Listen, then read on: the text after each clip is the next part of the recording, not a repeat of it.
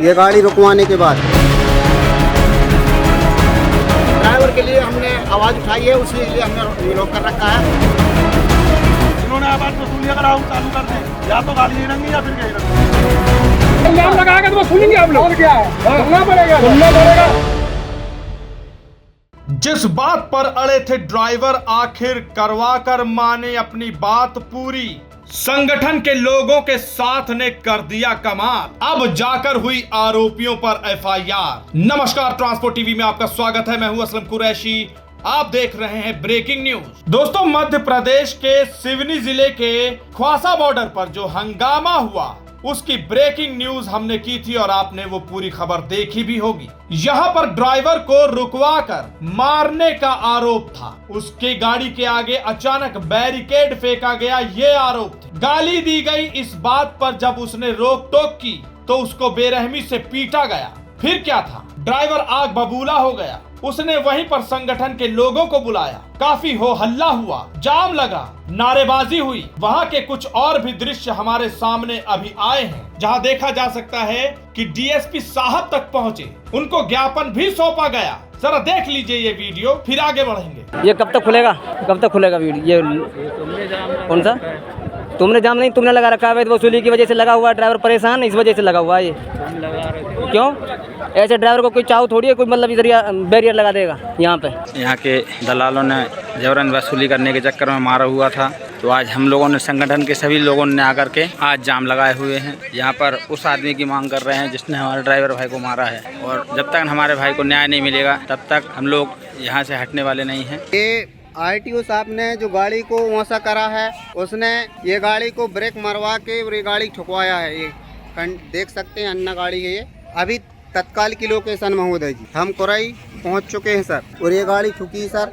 अभी ये गाड़ी रुकवाने के बाद उस व्यक्ति ने मारा है, तो ये बताइए आप, यहाँ किसको अधिकार दिया गया है कि शासन प्रशासन को, भाई बगैर हाँ पहचानते हैं, हमारे आप वीडियो देखिए और उसको पहचान के बुलवाइए। ये नीलो बोलते हैं, आरटीओ के कर्मचारियों से बुलवाइए कि आपका ये आदमी कहाँ है, उसको यहाँ बुलवाइए सर।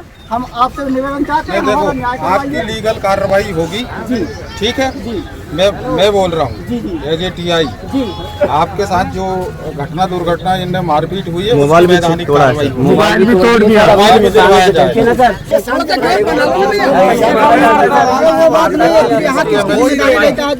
यहाँ खड़े रह गए, इनका वैध वसूली का छप्पर तोड़ा जाए सर। अभी तोड़ा जाए, बिल्डोजर अभी तत्काल में मंगाया जाए।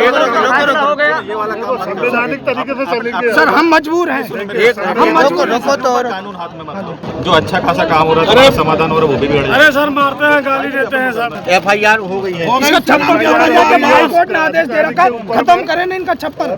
देख लिया आपने, डीएसपी साहब आश्वासन दे रहे हैं। उन्हीं में से एक कह रहा है कि डीएसपी साहब जब आश्वासन दे रहे हैं तो क्या, चलिए रास्ता खोलिए, आगे चलते हैं। लेकिन इतना गुस्सा भरा हुआ है वहां के लोगों में अवैध वसूली और प्राइवेट गुंडों को लेकर कि कुछ लोगों ने कहा कि नहीं हटेंगे। ड्राइवर से पूछा गया कि हटें, उसने कहा नहीं, तो कहा गया नहीं हटेंगे। ये सब कुछ हुआ, लेकिन आश्वासन लेने के बाद आखिरकार जिस बात की उन्होंने डिमांड रखी थी वो डिमांड पूरी हो गई। क्या थी वो डिमांड और क्या किया गया, पूरा बताएंगे इस अंतराल के बाद। दोस्तों, गाड़ी का बीमा करवाने के लिए आपको एक गली में 2 एजेंट मिल जाएंगे, लेकिन बात होती है सही पॉलिसी और सही प्रीमियम की।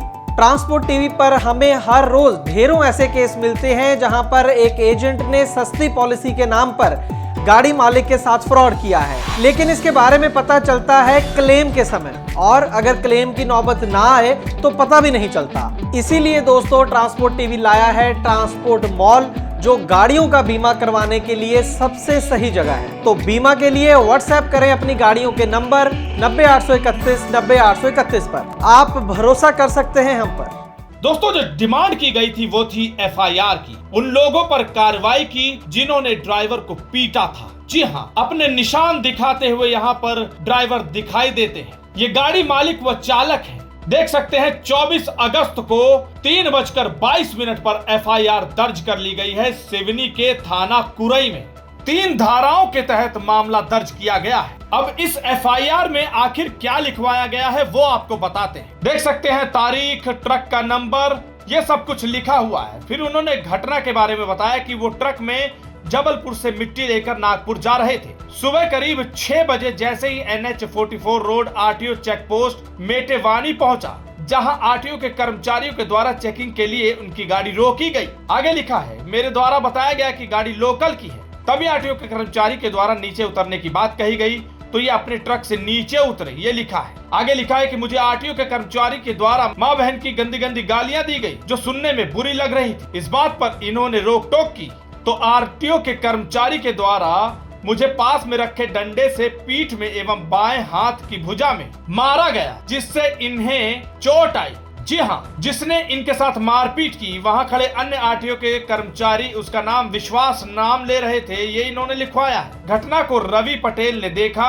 एवं बीच बचाव किया और विश्वास बोल रहा था कि दोबारा लोकल की गाड़ी कहकर बहस की तो जान से खत्म कर दूंगा की धमकी देते हुए चले गए। ये सब कुछ इन्होंने इस FIR में दर्ज करवा लिया है। लेकिन यहाँ एक बड़ी बात सोचने वाली है कि संगठनों ने जब साथ दिया, वहाँ खड़े हुए, जाम लगाया, पुलिस वालों से बात की, आश्वासन मांगा, आखिरकार इकट्ठे हुए, तब ये काम हुआ, यानी कि कार्रवाई हुई, FIR दर्ज हुई। अब यहाँ पर बड़ी भूमिका इन संगठनों की दिखाई दे रही है। इससे एक बात तो तय है कि एकता में बल है, ये सिर्फ एक कहानी नहीं है। अगर सभी एकजुट होकर आवाज उठाएं, अन्याय के प्रति खड़े हो जाएं, तो कहीं ना कहीं न्याय की उम्मीद बढ़ जाती है। ऐसा ही इस मामले में हुआ।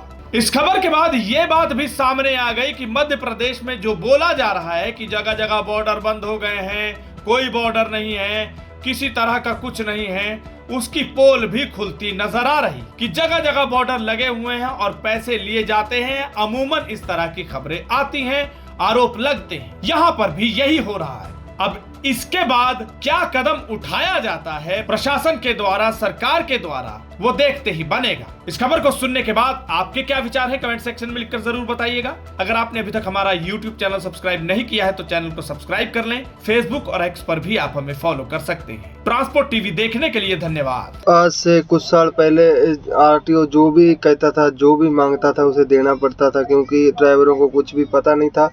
लेकिन ट्रांसपोर्ट टीवी देखने के बाद में हर ड्राइवर को जानकारी मिली है और वो गलत होने पर अपनी आवाज़ उठाते हैं, बोलते हैं। ये सब ट्रांसपोर्ट टीवी चैनल की वजह से हुआ है। ट्रांसपोर्ट टीवी चैनल पूरे देश में एक क्रांति की तरह है। मैं उसे बहुत बहुत धन्यवाद करता हूँ कि वो ड्राइवरों के लिए बोलते हैं, ड्राइवरों को बताते हैं उनके हक, वो कहाँ सही हैं और कहाँ गलत हैं।